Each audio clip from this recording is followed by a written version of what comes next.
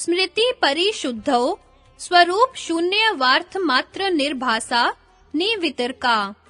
शब्दार्थ स्मृति परिशुद्धौ बराबर स्मृति के शुद्ध हो जाने पर, स्वरूप शून्य इव बराबर स्वरूप से शून्य जैसी, अर्थ मात्र निर्भासा बराबर अर्थ मात्र सी भासने वाली, निर्वितर्का बराबर निर्वितर्क समाप्ति है।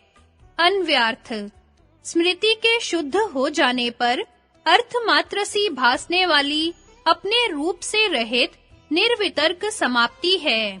व्याख्या स्वरूप शून्य इव में इव शब्द से यह बतलाया है कि चित्त अपने ग्रहणात्मक स्वरूप से नितांत शून्य नहीं हो जाता है, क्योंकि ऐसा होने पर अपने ग्राह्य अर्थ के स्वरूप की धारणा नहीं कर सकता।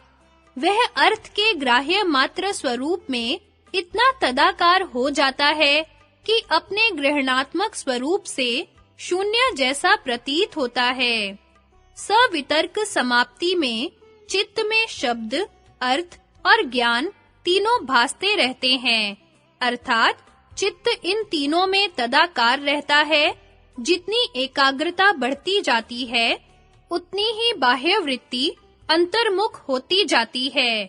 जब एकाग्रता इतनी सीमा तक पहुंच जाए कि शब्द और उस शब्द के अर्थ के संबंध से जो ज्ञान उत्पन्न होता है, इन दोनों की स्मृति भी न रहे और चित्त अपने ग्रहणात्मक स्वरूप से शून्य जैसा होकर उस बाह्य वस्तु के जिसमें वह लगाया गया है, शब्द और ज्ञान से निखरे हुए केवल अपने निजी अर्थ मात्र स्वरूप को साक्षात करावे, अर्थात शब्द और ज्ञान को छोड़कर केवल ध्येय वस्तु के तदाकार हो जाए, तो उस समाप्ति को निर्वितर्क समाप्ति कहते हैं।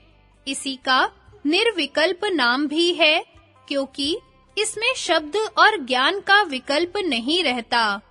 सूत्र 42 में बतला आए हैं कि तर्क शब्द का प्राचीन अर्थ शब्दमय चिंता है, वितर्क बराबर विशेष तर्क। और सूत्र 9 में विकल्पों के भेद में अभेद और अभेद में भेद ज्ञान कराने वाली वृत्ति बतलाया गया है। जब चित्त अर्थ गौ के साथ शब्द गौ और ज्ञान गौ में भी तदाकार हो रहा हो, तब चित्त 3 आकार वाला होगा और अर्थ गौ को पूर्ण रूप से न दर्शा सकेगा। अतः ये 3 आकार वाली वृत्ति सवितर्क अथवा सविकल्प समाप्ति कहलावेगी। किंतु जब सत्व का प्रकाश इतना बढ़ जावे कि वह रज और तम को दबाकर जितने अंश में चित्त शब्द गौ और ज्ञान गौ में तदाकार हो रहा हो, उससे शून्य जैसा करके उसमें भी गौ अर्थ में तदाकार करने लगे, तब यह पूर्णतया गौ अर्थ से भासने वाली चित्त की एकाकार वाली वृत्ति निर्वितर्क या निर्विकल्प समाप्ति कहलावेगी। विशेष विचार सवितर्क समाप्ति से निर्वितर्क समाप्ति में भेद बोधक जो अर्थ मात्र निर्भासा पद है, उसके अर्थ को यूं समझना चाहिए कि जैसे सवितर्क समाप्ति में ग्राह्य ध्येय पदार्थ तथा ग्राह्य ध्येय पदार्थ का वाचक शब्द और ग्राह्य ध्येय पदार्थ का ज्ञान, ये तीनों विषय चित्त में वर्तमान रहते हैं, वैसे निर्वितर्क समाप्ति में ये तीनों विषय चित्त में नहीं रहते हैं, क्योंकि इस दशा में केवल ग्राह्य वस्तु विषयक ही चित्त स्थिर रहता है, शब्द और ज्ञान विषयक नहीं रहता। इसलिए इसको अर्थ मात्र निर्भासा कहते हैं, क्योंकि इस समाप्ति में शब्द, अर्थ, ज्ञान रूप विकल्प का भान न होकर केवल अर्थाकार से ही चित्त विद्यमान रहता है। यद्यपि इस अवस्था में ग्रहणाकार ज्ञानात्मक चित्त वृत्ति भी रहती है, परंतु वह अपने रूप से भान नहीं होती है, किंतु ध्येय रूप ही हो जाती है। इसलिए स्वरूप शून्य इव में यह इव पद दिया है। शब्द और ज्ञान भान न होकर केवल अर्थ का ही भान क्यों होता है, इसमें हेतु दिखलाने के लिए स्मृति परिशुद्धौ यह पद प्रयोग किया है। अर्थात यदि विकल्पात्मक आगम अनुमान ज्ञान के कारणीभूत शब्द संकेत का स्मरण इसमें रहता तो शब्द और ज्ञान का भी भान होता, परंतु वह स्मरण इस दशा में नहीं रहता क्योंकि उसकी इस दशा में परिशुद्धि हो गई है। इसलिए शब्द और ज्ञान का भान न होकर केवल स्थूल गौ, घट आदि पदार्थों के स्वरूप का ही भान होता है, अन्यथा नहीं।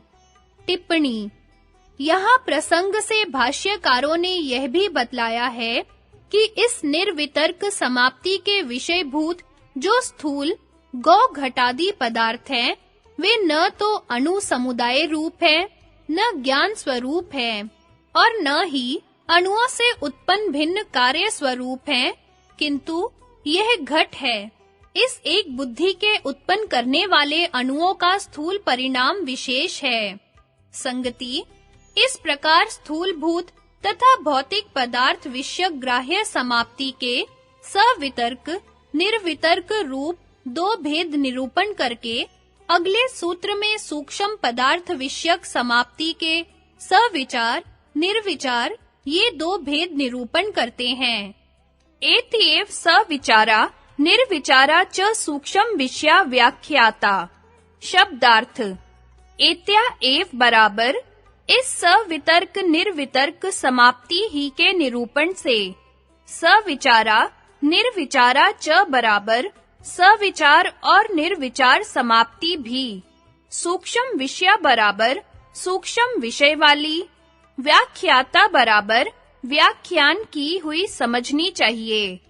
अन्व्यार्थ: इस सवितर्क और निर्वितर्क समाप्ति के निरूपण से ही सविचार और निर्विचार समाप्तियां सूक्ष्म विषय में व्याख्यान की हुई समझनी चाहिए। व्याख्या: जब ध्येय कोई सूक्ष्म विषय हो और चित्त उसके देश, काल और निमित्त के विचार से मिला हुआ तद्रूप होकर उसको साक्षात करावे, तब वह सविचार समाप्ति कहलाती है। और चित्त जब एकाग्रता के बढ़ने पर देश, काल और निमित्त आदि की स्मृति से शुद्ध होकर उस सूक्ष्म विषय को केवल धर्मी मात्र स्वरूप से तदाकार होकर प्रकाश करे, तब वह निर्विचार समाप्ति कहलाती है।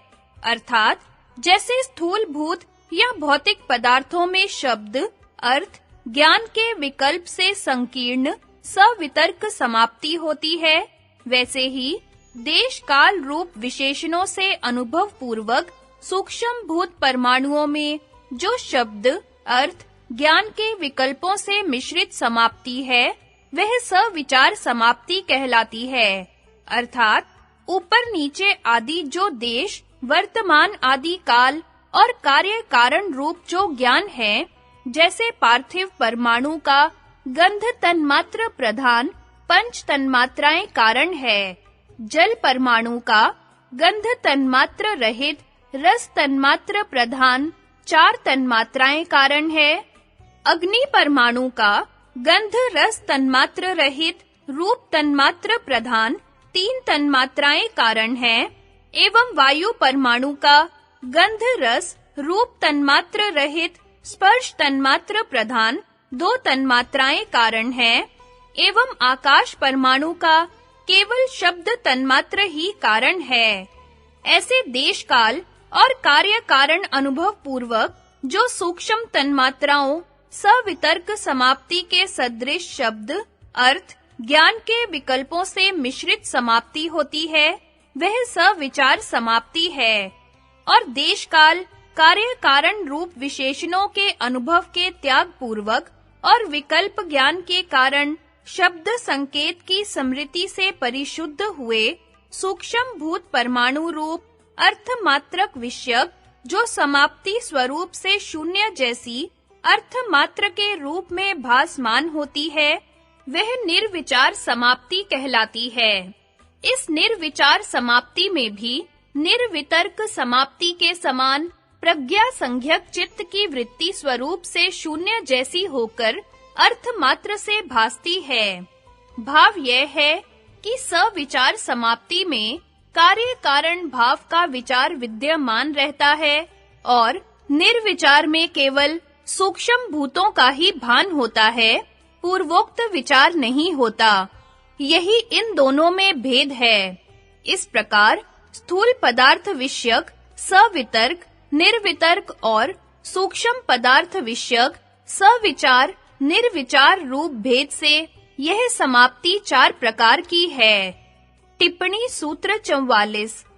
समाप्ति और संप्रज्ञात समाधि पर्यायवाचक शब्द हैं। सवितर्क समाधि के समान सविचार समाप्ति को भी नाम, रूप और ज्ञान के विकल्पों से संयुक्त होने के कारण सविकल्प कहते हैं। इसी प्रकार निर्विचार समाधि को, जिसमें स्मृति के परिशुद्ध होने पर अर्थात शब्द, अर्थ और ज्ञान के विकल्पों से रहित होकर चित्त वृत्ति केवल अर्थ मात्र से भासती है, निर्विकल्प भी कहते हैं। निर्विकल्प को असंप्रज्ञात समाधि समझ लेना बड़ी भूल है, क्योंकि निर्विकल्प में यद्यपि त्रिपुटी का अभाव होता है, तथापि संसार का बीज बना ही रहता है और असंप्रज्ञात समाधि में शुद्ध परमात्मा स्वरूप में अवस्थिति होती है। ध्यान, सवितर्क तथा सविचार समाप्ति और समाधि में भेद। ध्यान में ध्याता, ध्यान और ध्येय की त्रिपुटी बनी रहती है। सवितर्क और सविचार समाप्ति में केवल ध्यान विषयक ही शब्द, अर्थ और ज्ञान से मिला हुआ विकल्प रहता है। समाधि में केवल ध्येय का स्वरूप मात्र ही रह जाता है। अतः सवितर्क और सविचार समाप्ति ध्यान से उत्तर एवं समाधि की पूर्व अवस्था है। इसे तटस्थ समाप्ति भी कहते हैं, इसलिए इसे भी समाधि समझा जाता है। संगति। सूक्ष्म विषय कहाँ तक है, यह अगले सूत्र में बतलाते हैं।